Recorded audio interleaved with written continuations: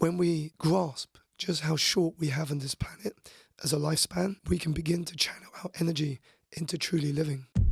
And one of the questions I often ask people is, how much longer will you avoid doing what you are capable of?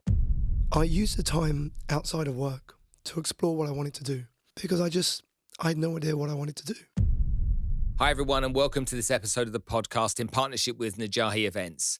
Today's guest, he's a public speaker, a personal development entrepreneur. He started his high-flying career in the financial sector working at one of the top firms in the industry. Just 14 months into that company, it collapsed, causing the ripple effect of the 2008 global financial crisis. Without the demands of what he now considers a false sense of security in the corporate world, Simon retrained to follow a career in coaching. His mission in life became focused on helping as many people as he can connect the heart to the mind to transform their lives. He does this by using true wisdom instead of glamour to convey his message. His work has been recognized by major corporations such as Sky News, BBC, where he's all been for interviews, while Barclays featured him on a nationwide campaign, asking him questions on how families could embrace better lifestyle habits. He's an award-winning life coach, an international keynote speaker. He's published the best-selling book Energize in April 2022.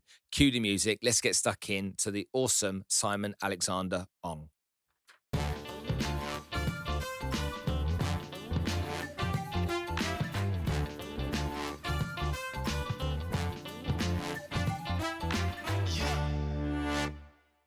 Megaverse, the digital frontier of tomorrow. Megaverse stands at the cutting-edge intersection of technology and imagination.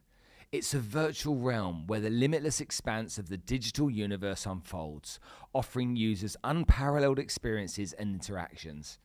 With its advanced metaverse platform, users can craft unique avatars, forge connections, and even establish their own digital estates. It's more than just virtual reality. Megaverse is an expansive digital civilization teeming with opportunities for both individuals and brands. From immersive concerts to revolutionary retail experiences, Megaverse is redefining the way we engage with the digital world.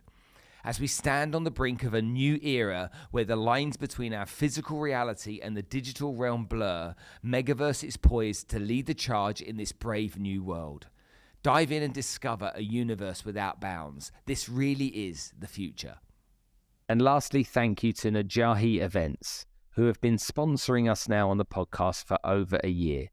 Energize bring motivational speakers to the region to help inspire, educate, and motivate you to achieve better success and live a better life. So Bonnie Tyler has joined us in the studio today.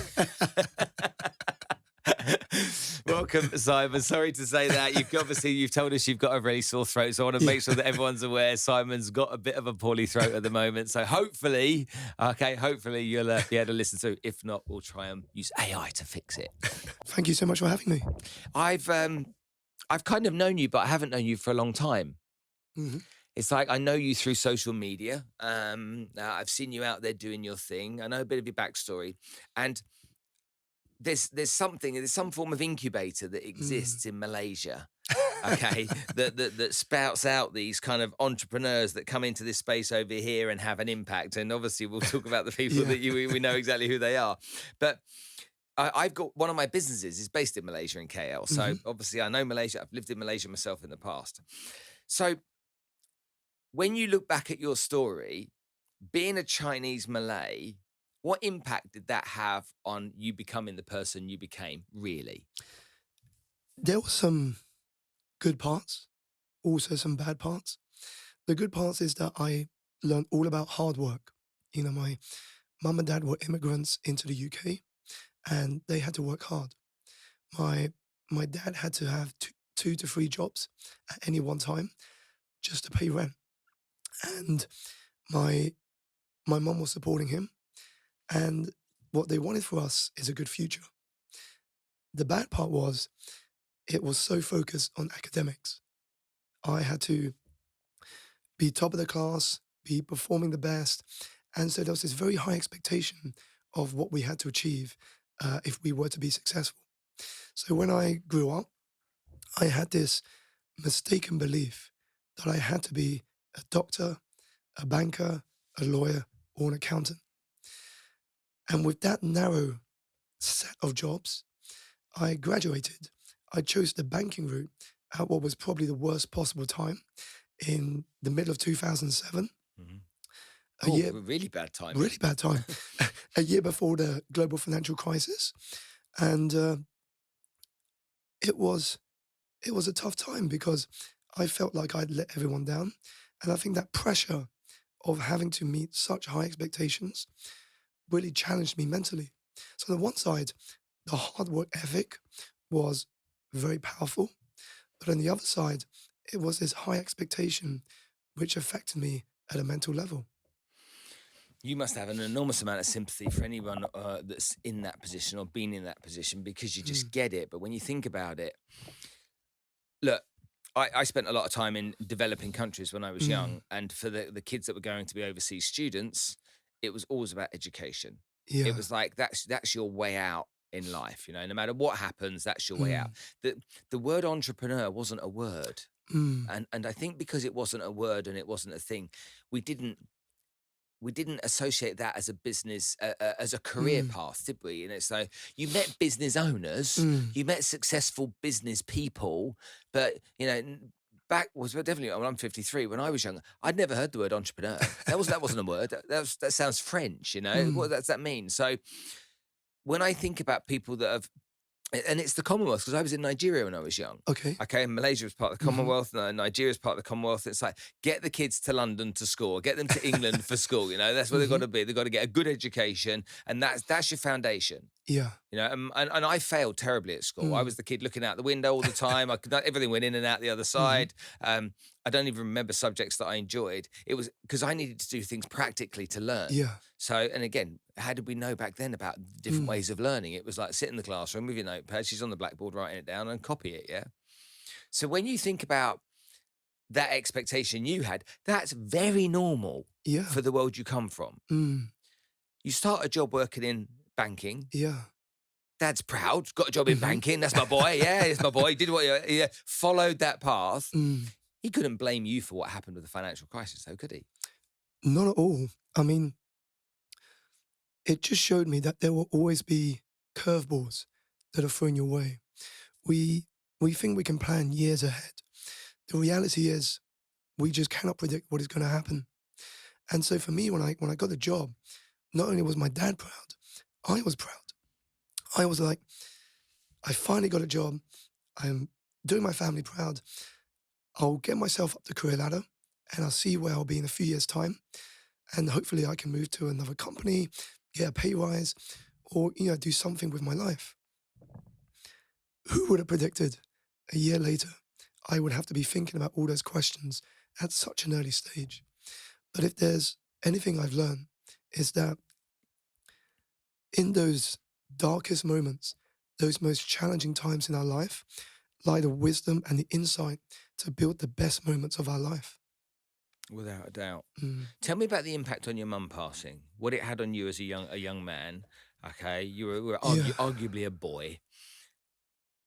Were you? How many brothers and sisters have you got? So I've got one younger brother, Okay, and so how old were you when mum passed? 17, And how old was he? 16. Okay, so the ages are close. Yeah. And I'm going to assume Mm. mum's the rock. Mum was the emotional glue of the family. So what impact did her passing have on you during those early years of after she died? Yeah, when she passed, it was a massive shock because it was unexpected. It wasn't like we knew she was going to pass at some point, or she had cancer, or she had an illness. It was a tragic accident, and I remember being called to the headmaster's room. My physics teacher comes up to me and he says, "Simon, the headmaster wants to see you." First thought in my head was, what have I done wrong? Yeah. What am I going to be told off for? So I'm walking down the corridor. It's a long walk to the headmaster's office. And I'm thinking to myself, what if I get suspended? What if I get expelled? I have no idea what I've done. What's my dad going to say? So I sit down and he looks at me and he says, "Simon, take as much time as you need away from school. Unfortunately, your mum is in a coma and we don't know if she's going to make it." And so my dad was waiting outside in reception. He took us to the hospital and we stayed there for a few days. And unfortunately, she didn't make it. And at that time, I couldn't speak to anyone outside of the family because at that point, there was no resources about mental health. Today, there's lots of talk and resources and tools around mental health. But then I didn't know how to cope. And so I just kept it all in. I found refuge in solitude. And when I did start university, I became a little more comfortable talking about it with people. But the most important lesson I learned from that experience is two words: don't wait. Because it taught me how fragile life is. And it reminded me that when we grasp just how short we have on this planet as a lifespan, we can begin to channel our energy into truly living. Hmm. Is your mum with you? Do you feel her presence? Do you talk to her? You still connected with your mum? I still visit her grave, and I've also brought my wife with me, and my daughter. And one of the qualities she left, she was a nurse before she became a housewife, and she always cared for people in their profession. And I hope that through the work I do, I'm in some way continuing her legacy. That's lovely. I don't know I try and think about my mum and what impact, and obviously my parents are much older now. My mum's 79 years old, but she's my hero. She's just like, if I do anything, two things that happen. I want to tell her first, okay, and she's always the first person to congratulate me. Yeah. So she's either reaching out to me or I'm either reaching out to her. She's heard and she wants to, and that pride that she has in me is something that keeps, when there's dark days and when there's low days, she keeps me going. So I couldn't imagine to go through what you went through. And I think it also shows that one of the greatest gifts that we can give people is the feeling that they are trusted, they are supported, and they are appreciated. And as parents, we try to do that. But I think if you are in a position of leadership, we can also do that as well. Did your dad have a very different parenting style to your mum? Very, very different, very stereotypically strict Chinese father. Yeah. It was very much results driven, but in a good way, I guess. Looking back, I remember when I first told him that I landed an opportunity to speak at a big company, and usually, if my mum was alive, she would have said, "Congratulations, Simon! Well done! Pat on the back! You're going to do amazing." The first thing my dad said was, "How much are they paying you?" Typical answer. And so did your bond just grow stronger and stronger with your dad over the years, and you're very tight with him now? Yeah. Because I think that with the passing of my mum, my dad had to almost take on two roles: dad of the father and dad of the mother. And I feel for him. It's not easy. I mean, single parenting is never easy. But when you have to do it while going through the process of grieving, it's even harder. And what he's done with my brother and I think it's been extraordinary in also coping himself with the loss of his wife. And to see him so proud of what I do. I mean, there was a point where I couldn't tell him that I was quitting the corporate world to run my own business. He wouldn't understand. And then to see him now, when I launched my book, we had a book launch of about 300 people. There were celebrities, there were journalists, there were editors. And to see my dad, like a kid in a candy shop, saying, "Simon, can you take a photo with me with this person, with that person? Oh, isn't that woman from television? Can you take a photo with me with her?" It was just so beautiful to see. That's lovely. That's lovely. We'll talk about your career in a second. Your mum's passing, is there part of what you do every day that that you do almost for her? Is there part of the inspiration that comes to show her and to prove to her and to remind her? Is you think like that at all? You know, is part of your driving force within you, you know, wanting to make your mum proud? In some ways, yes. In others, it's just to share the qualities that she had with others. Yeah. So whether it's kindness, caring, trusting, believing in others. You know, if I can show that you can achieve success by being nice, by being kind to one another, that's a great example and a legacy to set. Mm. I would not disagree with that. Mm. Okay, let's talk about your career. Clearly not a vocal coach, but you're doing well, so it's not bad. It's not bad. You're in the corporate world. Lots of people get into that. It's kind of standard stuff. I think most people that before they become entrepreneurs start in some form of company employed by others because they've got to learn, you know, it's like my eldest daughter, she's got great ambitions. I'm like, look, you go into this company and they're going to pay you an experience. You know, it's not about the salary for the first couple of years. It's about what they're going to teach you, you know.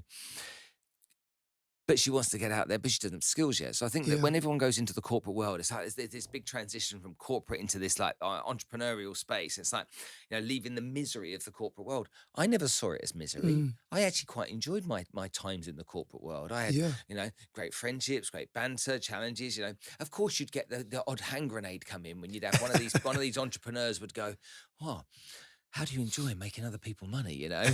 How do you enjoy making the directors of this company rich? And you'd be like, sit there for a minute going, yeah, am I doing that really? Which would make you think maybe we should do it on its own. But when we see people come out of the corporate world, the majority that leave the corporate world that go into an entrepreneurial space fail miserably. Yeah. And obviously there are very clear reasons for that. But there's a big excitement about moving out into this new, exciting, I own, I'm in charge, I'm in control, the future's in my hands, okay, type of thing. But they don't remember that you can have a day off sick over here and you're still going to get paid. You know, you can go on holiday for 2 weeks and you're still going to get paid, you know. And you might not have the perfect job, but you know what? There's a building that you go to every day and there's a desk and the phone's paid for and the heating and electricity is paid for. And there are people around you to support you with the work that you do. Whereas over here, it's kind of like none of that. It's like nothing at all. You're on your own. So what made you move from this space to this space and how did you do it successfully? Well, they are two very different spaces. And I used the time outside of work to explore what I wanted to do because I had no idea what I wanted to do. I knew I wanted to work for myself, but I didn't know in which direction. So I used the time outside of work to read books, go to seminars, just absorb everything that I could to open my mind. Because before then, I worked with people in finance, I went drinking with people in finance, and I spent my weekends with people in finance. So I had to get out of that bubble. I had to immerse myself in a very different environment. And even though I didn't find the work I was doing fulfilling, what I had to do was change my relationship with it. So I didn't see it as bad or I hate it. Because if you have a negative relationship with it, it's just going to drain you energetically. But if you reframe your relationship with it and see it as a stepping stone to what you want to do, to see the money and the income you're being paid by your employer as capital for you to explore what you want to do long term, suddenly you can be grateful for what you do have and use that time wisely outside of work. And that's what I did. I built the side hustle up until a point I had 3 clients. And then it got to that moment where I had to decide, do I stay in this job and only have 3 clients? Or do I quit and see how far I can take it? And it took me about 3 or 4 months of back and forth in my head, weighing up all the options and the risks. And then I remember it was the support of my wife. She said to me, Simon, whatever choice you make, I'll be there to support you.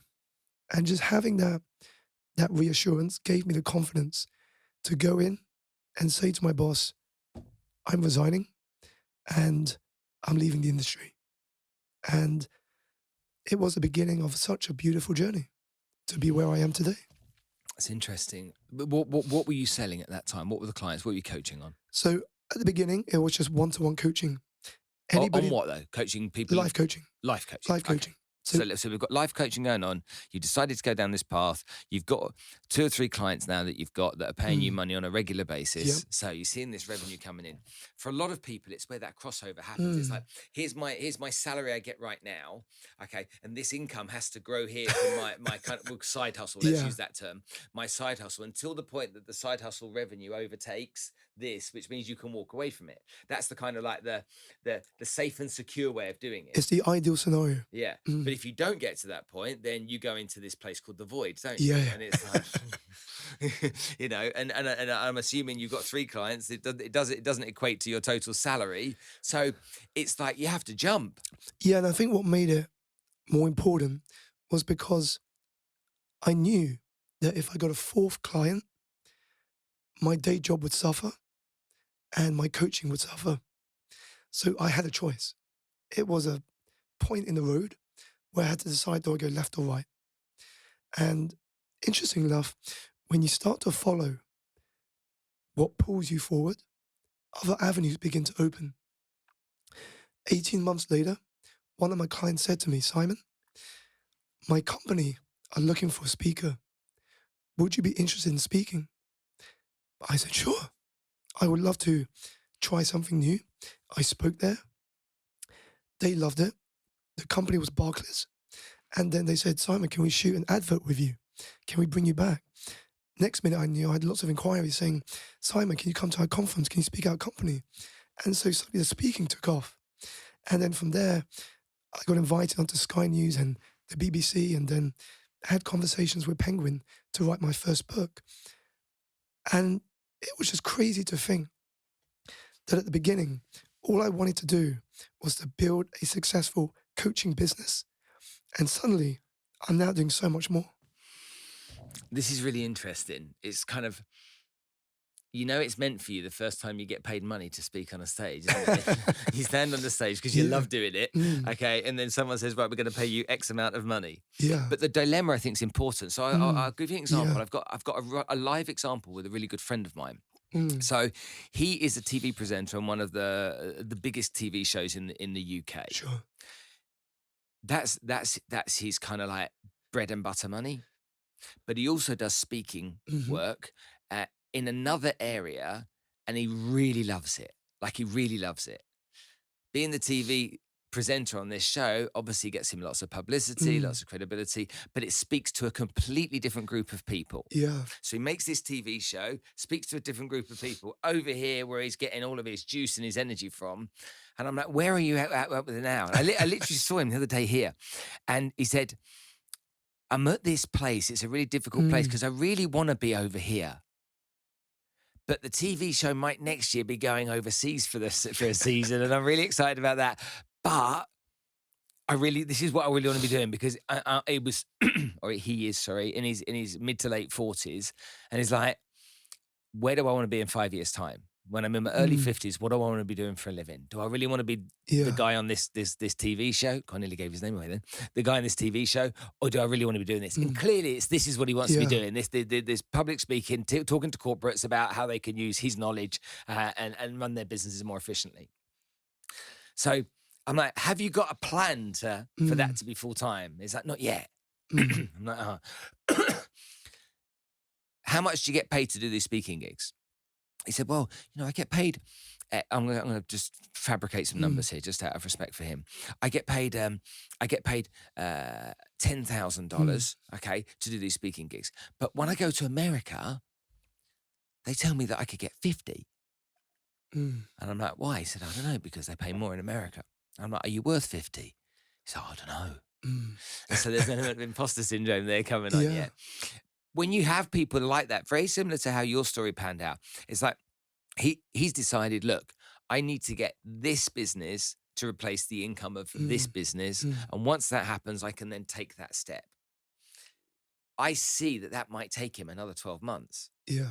Or if he jumped now and he really executed on it over here, he'd Mm. probably get it nailed in the next 3 or 4 months. Yeah. And that's the courage that you had to be able to take that decision. Mm. And that's quite a courageous thing to do. You know, you can say my fourth client meant that I'd suffer, but you got a mortgage to pay, you got Yeah. kids, you got responsibilities, you know, and you got a car to pay for and fuel. It's not as easy as just leaping, is it? You know, it's intimidating and scary. And that's why courage is so important. The courage to do something you've never done before. And one of the questions I often ask people when they're in that dilemma is, how much longer will you avoid doing what you are capable of in order to continue with what you are comfortable doing? And it's a very powerful, reflective question because it goes deep and it really challenges you. And I were to say to you, pick a hand. If you cannot make a decision, if the coin is in this hand, you go for this path. If it isn't, you go for the other. And when they choose a hand and the coin appears, if the path that tells them to go on doesn't sit with them, they will feel it. And I'll say, are you happy with that choice? Or do you wish the coin was in the other hand? And sometimes they say, you know what, I was really hoping there was no coin there. That tells you a lot. Mm-hmm. And there was a guy called Adnan Shushur, an entrepreneur, who once said, the greatest regret successful entrepreneurs make, I wish I'd started sooner. Because the ideal scenario is, yes, we can make the income go to here. The reality is, you cannot predict when that will happen. Mm-hmm. Things may happen out of the ordinary between now and then. If you wanted to start a restaurant in 2020, your plans would have been wrecked by April when the world went into lockdown. Mm-hmm. So you've got to decide, what is it do you want? How can you start to make moves towards it now? Because the longer you wait, the harder it becomes to make that transition. You're right. There's a lot of people that will get excited about their dream opportunity. Let's take a restaurant. Gosh, there's loads of people out there that'd love to have a restaurant, you know, they're foodies or they're whatever it might be. I'd love a restaurant, you know, not that I would, but they want, but it's like, I'm a chartered accountant. But I love food, and every holiday I go on food tasting trips, and I go and stay with chefs in hotels, and I do cookery courses. Oh, I love it. You know, there are people out there like that. I know there are, yes. That's why I'm picking on it. To get from there to there, okay, is first of all, I don't know the steps. Secondly, do I really want to know the steps? Because I think that happens a lot as well. It's like, you know, and then thirdly, okay, have I got the courage to do it? And so with the clients that you've worked with over the years, getting those people to see where those two differences are, I think the overwhelm of one step to another is what then puts people into their fear-based state. Yeah, I think you're right there, Spencer. What overwhelms people is that they focus too much on the result rather than the steps. So they're saying, this is my job now, which I'm comfortable with, which I know, which I'm very experienced in. On the other side, taking your example, I want to be a speaker. I want to be earning my main income from that job. But the thing is, you're not going to get there straight away. And so we focus on that end result. It can feel overwhelming. It's like me saying, I want to launch a restaurant business and want it operating across London. That's overwhelming if I've never started a restaurant business. So the first thing I need to focus on is, what is the first small step I can take that will help me understand what I need to have in place in order for that to happen? It becomes a lot more manageable. We have culture, environment, and conditioning as big issues. You know, somebody described actually quite well how a monopoly board reflects life. It was really interesting. He was a criminal, so he was Britain's biggest fraudster who now helps banks work out fraud. So he's very dodgy guy, became a good guy. But anyway, so if you look at a monopoly board, he said, where's jail? He said, if you go, you're at Go, jail is in the far corner. Okay, so at the end of that site, he said, what do you go past? He said, you go past the old Kent Road, the brown stuff, you go past Pentonville, the blue stuff, you go past the cheap stuff to get to jail. He said, as you go around the board past jail, the further you go from jail, the wealthier it gets. As you get round to the end, you got Park Lane and Mayfair. Yeah. He said, and if you look at most people in jail, of course you have your ex-cons that were barristers or lords or whatever it might be. He said, but most people that are criminals are coming from that poorer part of society. And the conditioning that those people have. Now, of course, there are people that, many rags to riches story of people that came from nothing, but the majority don't do that. So when you're coaching somebody and, there's that step they want to make, you've got to factor in that this is not just taking a step and learning some new skills. This is a whole new way of thinking. Yeah, it's almost rewiring the architecture in someone's mind. And that's why as a coach, one of the key focal areas is to understand someone's world, to get in there and understand what they're seeing. So you can feel what they feel, you know what they know, and you know the best way to guide them forwards. Or the right question to ask in the right moment. Get in their world and understand what they're seeing. To give an example. That's really important. If you ever watch a Sherlock Holmes television show or film, before Sherlock knows how to solve a mystery, he invites his guests into an armchair. And through questioning, he wants to understand what happened. And by going into their mind, he can begin to put the pieces together of how to solve the mystery. But you can't do that without the right questions. With the right questions, you can unlock the right answers and give birth to the transformation process. Now, this is why I think that so many entrepreneurs fail. Because that, theoretically, sounds brilliant. But the actual practice, so you get inside someone's head, you understand that person and how they think and how they operate. You then take that information, which helps you create a way of them moving forward to their objective. You give them homework, you hold them accountable, you make sure that they come back and see you, whether that's weekly, monthly, whatever it is, so that they can make sure they deliver on those things. The moment you're not there, what then happens? This is really about discipline here. There was a great Under Armour advert starring Michael Phelps. And in there he said, it's what you do in the dark that puts you in the light. Now, the coaching can help, the books can help, the seminars can help. But ultimately, it's what you are doing when no one is watching. What are you doing at home? What are you doing in private? Because the rewards you get in public are determined by what you do when no one's watching. And it's easy to say, I'm going to do this, I want to do that. But your actions tell the world what your priorities are. Not what you say they are, it's your actions that tell the world what they are. And so that's why accountability is so important. When you have a personal trainer, you show up, you go to the gym, you do the exercises, and then you show up again and again and again. If you have a manager, if you work in a company and they say, hey, deadline is this, we need it done by this, or we lose the client, you get it done, even if it means doing an overnighter. But when it's your life and it's your business, often the only person holding us accountable is ourselves.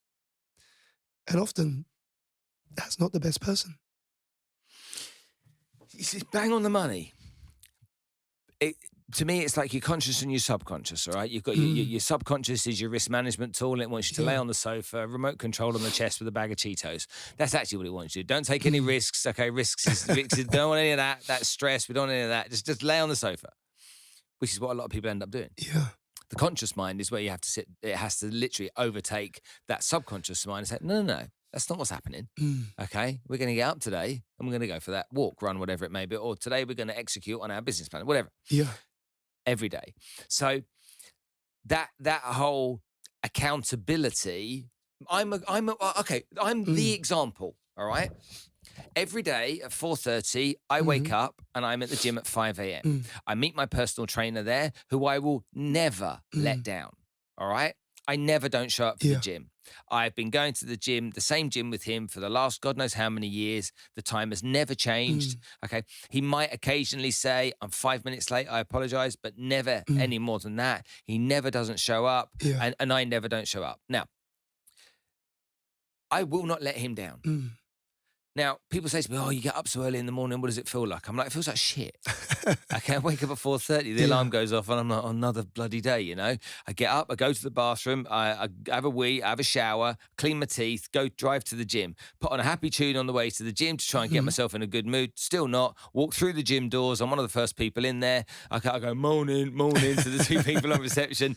I go to the running machine, and that's where I warm up, and I warm up under a 15-minute run. By the time I've done a 15-minute run, my trainer's coming in, he's going, Lodgy, morning, and then there's all the energy, and we're good, okay? And no matter what mood I'm in, okay, and no matter how much I don't like it, I love walking out the door of that gym. I feel really good about it. So I can't even believe I'm going to say this out loud because people are going to hold me accountable to this. So I've been here in London this week. And so my trainer said to me, have you got a gym you can go to? I said, where I'm staying has got a gym. It's not a very good gym, but you know what, I'm doing running this week. He said, oh, great, yeah, run. You love running in London, go running. He said, what are you going to do every day? I said, I think I'll do 5K on day one and I'll just increase it by 1K a day during the course of the week. He said, excellent, good, get stuck, let me know. Brought enough gym gear to do all that kind of stuff. Got up on first morning, okay, went for a 7K run. Loved it. Oh, I'm in London, it's great. The weather's cool, it's not hot. Loved it. That night, I didn't sleep very well. And I woke up and I only had one person to negotiate with, me. And I negotiated myself out of it. Now, had my trainer been waiting, that wouldn't have happened.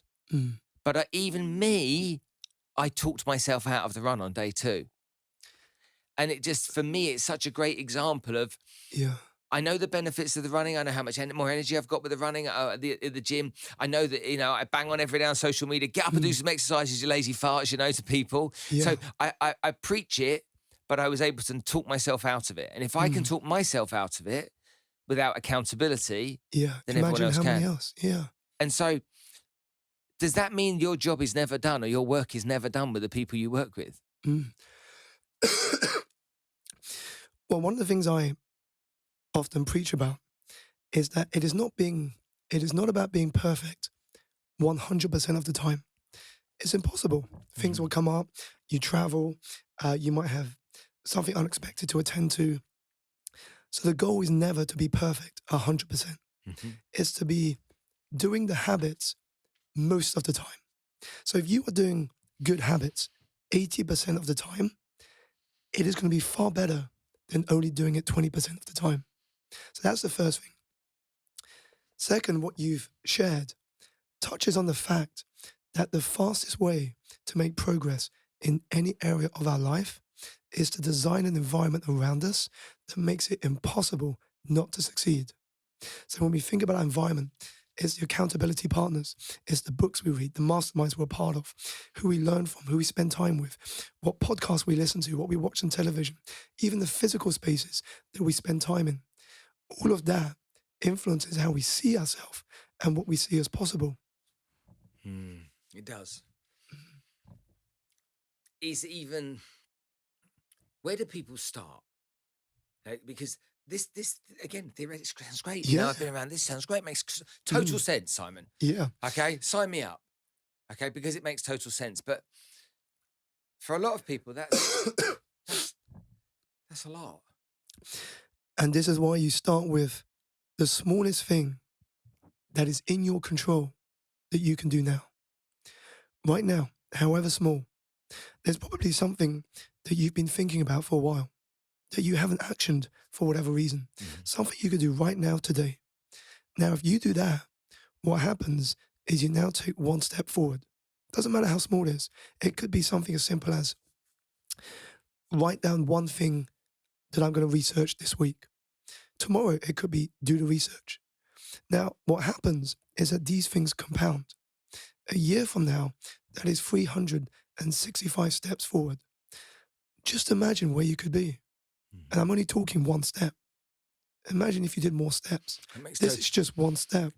And I think that what happens is that if we don't plan ahead, if we don't prepare the week or the day before, what happens is there will always be something else that will eat up our time. That the longer term of the 365 days, you know, I'm 53. That's not very long for me. Yeah. When I was 25, a year. Mm. Do something every day for a year? What, a whole year? And that was when I was 25, which was 1995. Okay. Nowadays, if you produce a piece of content on social media, you've got a nanosecond, okay, before someone scrolls past your reel, if the first 3 words that come out of your mouth or the melody they hear isn't in line with their thinking, yeah? And you do it and I do it as well. Yeah. So it's not like others, it's us, isn't it? We sit there, what? So the patience that people have to get there, the good example of that is the diet. People want to lose weight. Now, everyone wants to lose weight, and there'll be people right now, what are we, beginning of June, summer holidays are coming. Yeah. Okay, so I need to lose 10 kg. I'm going, you know, first week of August, I've got 2 weeks, I'm going to Florida or whatever it might be, you know, or Ibiza or whatever they do. So, got to lose some kilos. I want to get buff, you know, that stuff that's said. Yeah. You know that if you did what you were saying every day for a year in the gym, okay, that way you get very clearly to a result. But people want it reduced. They want to be able to get the year's result in 60 days, even less, 30 days. You know, it's like I say, if you had a tablet, you and I went into business and we had a tablet we could sell that would help people lose 20 kilos in the next 4 weeks. Okay, we'd be billionaires. Okay, Yeah. who doesn't want that? Because everyone wants to lose weight fast. Everyone wants to get rich quick, and everyone wants 1 million followers. It's the same over and over. Yeah. So, with that in mind, of course, the trajectory works. Yeah. But how do you deal with people that are like, yeah, but I need a result quicker than a year, Simon? You know. Yeah. Well, it's too long. First thing I would say is that if you want a quick result, then you're going to very quickly revert back to who you were before after you got that result. So, for example, if my goal is to run the London Marathon, I train for it, I eat well, I prepare, I get accountability partners. Once I've done the marathon, what next? Chances are I go back to who I was before. So the reality is, to have long-lasting change, what we have to focus on first is our identity. Who are you? Who do you want to be? Now, when you can attach yourself to an ideal identity, you change your lifestyle. So, for example, if my identity is, I want to see myself as an athlete, what happens is when I'm in the supermarket, I am not going to be pushing my trolley to the junk food aisle. I'm going to be pushing it towards the fruit and the veg and the healthy sections, because I'm working from that identity. So once I know who I must become to have what I want, I begin to make changes at a lifestyle level. I begin to make changes at the micro habit level. And what happens is all the rewards will come. Because, as I often tell my clients, when you focus on the process, the rewards will come. Doing the work you do, are there challenges that some of your clients have and people that you connect with where there is somebody else involved in their life that's potentially an influence that's in a different direction than yours? So like a wife or a husband. I'll give you an example, and sorry, Anna, to my wife. But so my wife's idea of lifestyle is very different to mine. Okay. So I get up on a weekend, I go hiking. My wife thinks I'm weird for getting up and going to the gym at 5 o'clock. She's like, why don't you go at 8? And I'm like, well, because I get back and have a shower and I can get so much more done by 7. Yeah. But she's like, but why? Because she's a very nocturnal person. So she's alive and full of energy at midnight. Yeah. You know, she's sitting down. She'll be chatting on the phone at 2 o'clock in the morning to whoever it is, her mates and whatnot. And I'm like, what are you doing that time of day? Now, if you're married, whoever that partner is, wife or husband, and you want to be that athletic person that wants to eat the healthy stuff, and that's the lifestyle that you're now choosing, and you know that you don't want to go drinking on a Friday night, and you know you don't want to go into fancy restaurants because this is my life, you know, this is the trajectory I'm on, it's what I want to be. If you're with a partner that's like, nah, that's not my thing, okay, and wants to live a different type of life, how do you then coach somebody, okay, to manage that? Sure, I think the first thing to be aware of is achieving a certain lifestyle. Everyone will have a different way of doing it. So you might, for example, prefer going gym early in the morning. Someone else might prefer doing it at lunchtime or at the end of the working day. As long as it works for you and you can still live the lifestyle you want, the execution of it can be driven by yourself. As long as you are consistent in applying it. For me, what's most important in influences, whether it's in relationships or partners or colleagues or so on, is do you share the same values? If you share the same values, of course, there'll be differences. And it's about respecting the differences because we're all going to have different ways of wanting to do things. It's why some things that I do, my wife would do very differently. And in some ways, I like that because I can learn from her and she can learn from me as well. But we share the same values. For example, we both want to leave a legacy that we can be proud of. We both want to live a long life. We both want to raise great children. Now, how each of us does that or the opinions we have about that, of course, they may be different. And I think this is where we can understand other people's views as well, to find common ground and ways that we can move forward together. The key is that it has to be positive. And the only difference that exists in your family is that your kids are going to be told you can either be a doctor, a lawyer, or an entrepreneur. You could be an entrepreneur. Come on. Definitely, but I think the one thing I would say to my children is that entrepreneur is not a job title. Banker, chef, electrician, vet, they are titles. Entrepreneur is a lifestyle. Entrepreneur is a way of living. And so with a title, when you go at the office, go on holiday, you can switch off. When you're an entrepreneur, it's very difficult to switch off because it's a lifestyle that you've chosen. It's a way of living. It's how to think. It's how to be, how to spot opportunities. And so once you appreciate that it's a lifestyle, then you're much more prepared for the mindset required to become a successful entrepreneur. Yeah, I think that's really, really on point. Talk to me about making money as opposed to making yourself happy. Because a lot of the time, I was definitely one of them, money, money, money, money, money. Then I got all the money and then I realized that the money wasn't actually what was the benefit to me. Money is like petrol in the sense that if you drive a car, you need to fill it up with petrol. How much petrol depends on where you want to go. But you have to know where you want to go in order to fill up your tank. It's the same thing with money. Money is a means to get you somewhere. But if you don't know where you want to get to, you have no idea how much money you want to make. That's why if you ask people, what would be financial freedom for you? The default answer is, if I'm a millionaire. If I make lots of millions of dollars, I will be financially free. But they don't have a number. They don't have a specific number. And when you don't have numbers, the mind doesn't have something to focus on.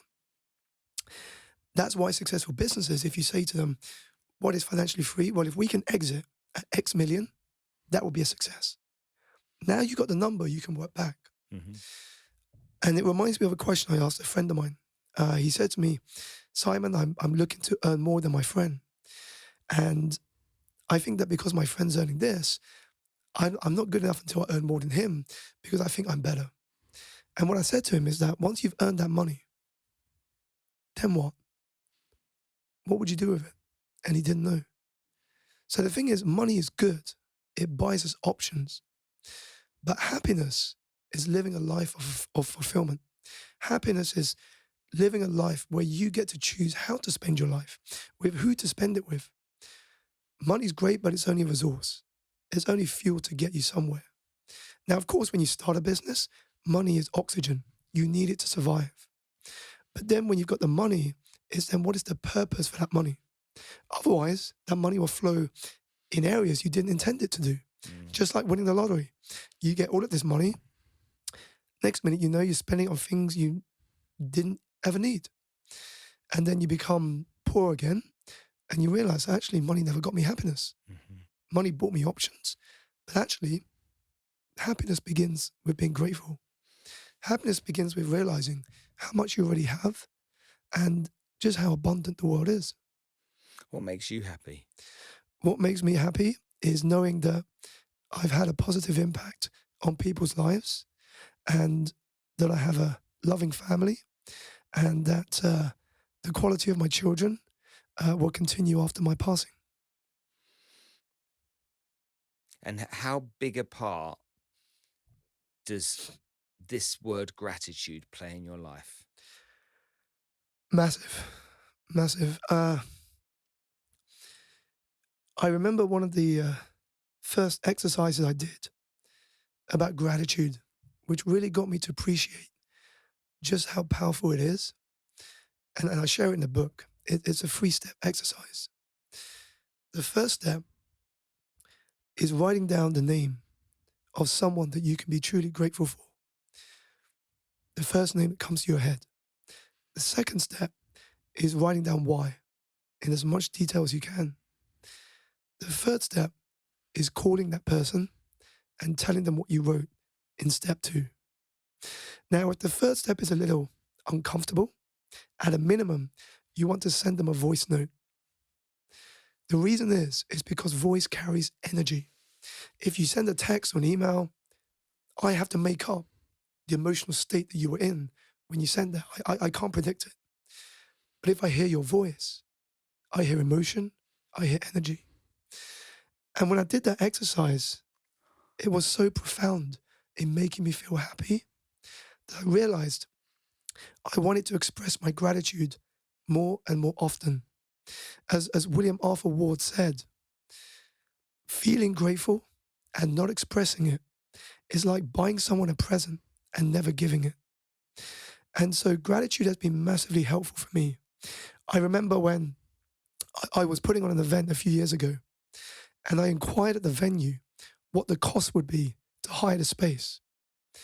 And the woman replied to me and she said, "Simon, we're going to give you the space for free and we can't wait for the event to be a success." My first question was, why? Why are you giving it to me for free? And she replied and she said, "Simon, we never forgot how you treated us a few years ago and the big hamper that you bought myself and the team.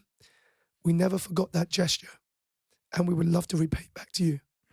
But the thing was, I never did it with an expectation of a return. Of course. I did it just because I was so grateful that they helped me. And so I wanted to extend my gratitude. Okay, tell me about your book. So Energize. in 2020, I was so grateful to have had a conversation with Penguin and for them to believe in the work that I do. And when they offered me a book deal and then to get endorsements from the likes of Simon Sinek and Marie Forleo was an absolute dream. And I remember Penguin said to me, "So Simon, what would you like to write a book about if you could choose a topic?" And the first thought that came to my mind was energy is everything. Now, through the editing process, that got condensed to Energize. But I really wanted to speak to that because I was in a period of my life where I was absolutely drained, mentally, physically, emotionally, and spiritually. And to go from that point to where I am today, energized every day, on stages, coaching incredible clients, Michelin star chefs, TV presenters, C-level executives, traveling the world. It has been a roller coaster. And I really wanted to speak to that. How did I get from where I was to where I am now? And I also wanted to touch on a point that I received every time I speak on stages. When I come down, I would often get people come up to me and say, "Simon, I loved the energy you had on stage. You know, if only I could have a small percentage of the energy you have, I could accomplish so much." And I really want to speak to that. It's amazing how it's this thing that exists that until we stop and talk about it, we don't even think about it. It's so true, yet it's everywhere in the mainstream. In Star Wars, we call it the Force. In yoga, we call it prana. In my culture, we call it chi. In Maori culture, they call it mana. We all talk about it, but few of us know how to harness it and to use it to activate our dormant faculties so we can live a most fulfilling and extraordinary life. Every morning I get people messaging me after I do my morning story on the way to the gym, okay? And people, the comments are the same every time. Where do you get the energy from? Why are you so energetic? And I'm like, and I'm like, it's literally the most important thing that I use, need, and have every day. And I believe if everybody went to the gym and created a bit of energy for themselves, motion creates emotion, create a bit of energy for themselves, they'd have a much better day. Totally. Regardless of their situation, whether it's a dead-end job that they hate, whether that's a family issue that they've got, whether that's a weight loss goal, whatever it might be, whatever, you cannot help but have a better day if you create some energy. Yeah. And the thing is, here's what to keep in mind. You may not always want to work out. However, you never regret having worked out after. Because what happens is you change your physiology, you change your chemistry in your brain. And so whatever the world throws your way, if it's a challenge or if it's an unexpected curveball, the way you respond to that after you've done a workout is vastly different to if you didn't move your body. You're in a much higher energetic state to handle whatever the world throws your way. You've done a remarkable job, and I just want to say thank you for making that effort and bringing your energy to our show today. Thank you so much for having me.